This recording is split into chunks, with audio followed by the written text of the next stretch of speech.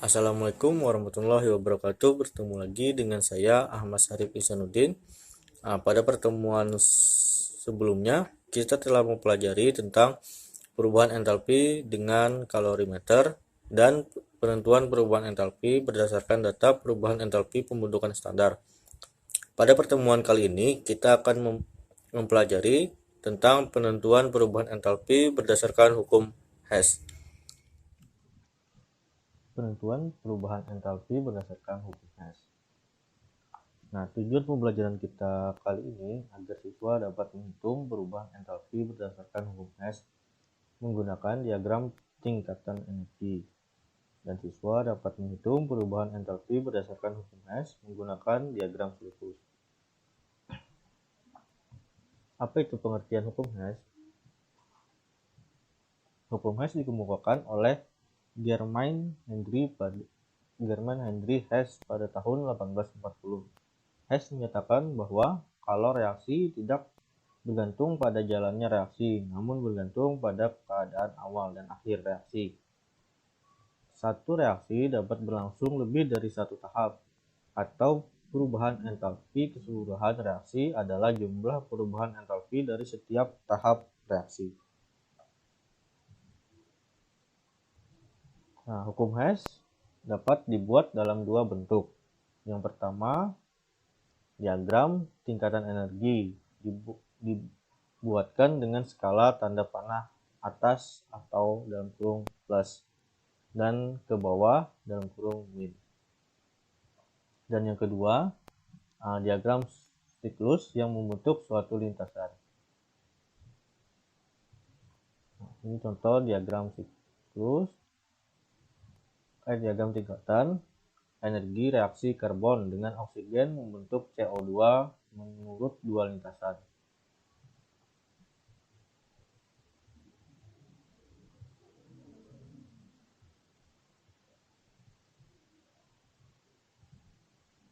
Contoh diagram siklus reaksi pada pembakaran karbon.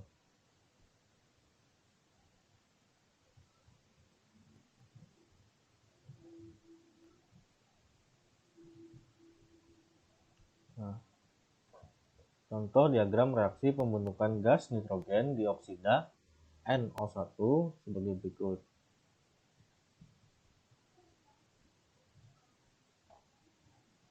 Nah, berdasarkan diagram reaksi tersebut, perubahan entalpi dalam kurung delta H tahap 3 sama dengan jumlah perubahan entalpi tahap 1 dan tahap 2. Persamaan matematisnya dapat ditulis sebagai berikut. Delta H3 sama dengan delta H1 ditambah delta H2.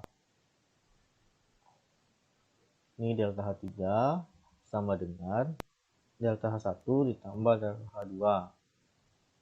Delta H1-nya ini, delta H2-nya ini.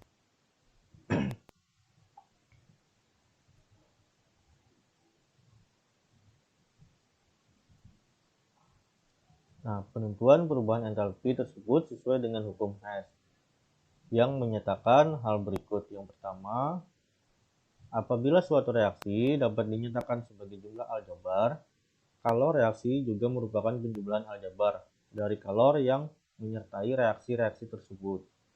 Yang kedua, kalau reaksi yang dilepaskan atau diserap tidak tergantung jalannya reaksi, tetapi tergantung dengan kondisi zat-zat hasil reaksi.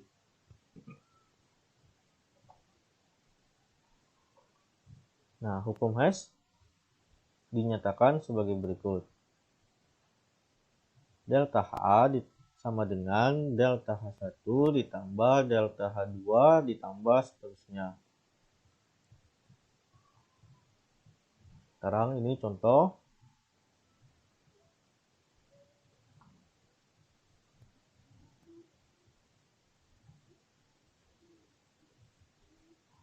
Nah, yang ditanyakan 1/2 N2 dalam kurung G ditambah O2 dalam kurung G. Tanda panah NO2 dalam kurung G. Yang dicarinya delta H. Nah, diketahuinya kan yang pertama 2NO dalam kurung G ditambah O2 dalam kurung G, tanda panah NO2 dalam kurung G ditambah 2O2 dalam kurung G. Nah, delta satunya sama dengan min 180,74 kJ per mol. Yang duanya 2NO dalam kurung G ditambah O2 dalam kurung G, tanda panah 2NO2 dalam kurung G, delta H2-nya sama dengan min 113,04 kJ per mol. Nah, sekarang kita coba menyelesaikannya. Yang pertama itu untuk menyelesaikan reaksi pembentukan 1 mol NO2, reaksi 1 harus dibalikkan dan dijadikan dengan setengah 1/2 sehingga menjadi 1/2 N2 dalam kurung G, 2-nya diganti 1/2 ditambah O2 dalam kurung G, tanda panah NO dalam kurung G ditambah 1/2 O2 dalam kurung G.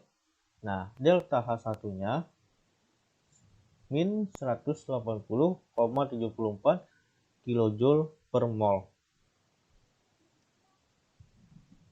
Nah, yang kedua, reaksi 2 tetap dan dikalikan 1/2 sehingga menjadi NO dalam kurung G ditambah 1/2 O2 dalam kurung G, tanda panah NO2 dalam kurung G. Berarti delta H2-nya sama dengan minus 113,04 kJ per mol. Nah, terus tulis persamaan reaksi secara keseluruhan.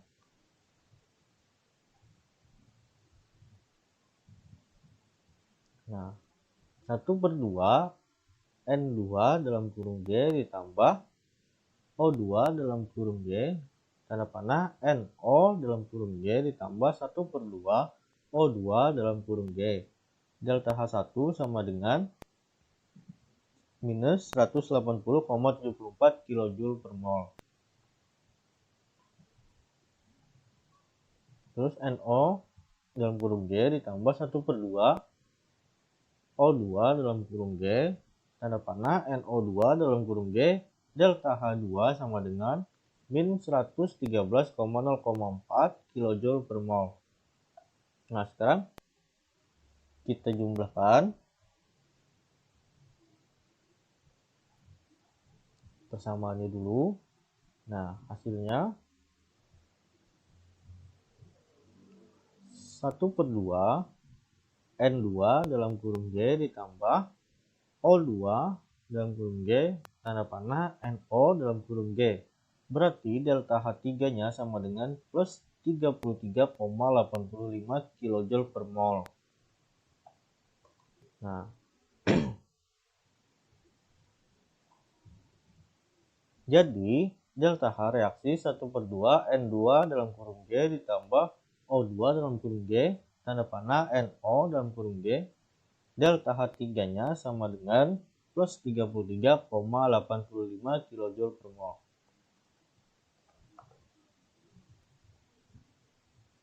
Nah, ini soal latihan untuk kalian pelajari.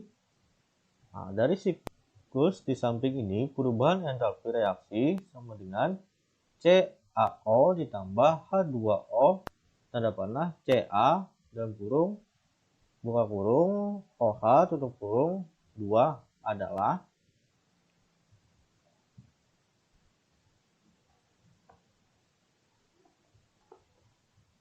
sampai di sini dulu pembelajaran kita. Nah, kesimpulan pada pembelajaran kita kali ini adalah kalau reaksi tidak bergantung pada jumlah reaksi atau tahapan reaksi, tetapi hanya bergantung pada keadaan awal dan akhir. Atau hukum Hess, dapat digunakan untuk menghitung jumlah entalpi keseluruhan proses reaksi kimia walaupun menggunakan rute reaksi yang berbeda. Sekian pembelajaran kita pada kali ini. Salah hilap, mohon maaf. Ketemu lagi pada pembelajaran berikutnya. Assalamualaikum warahmatullahi wabarakatuh.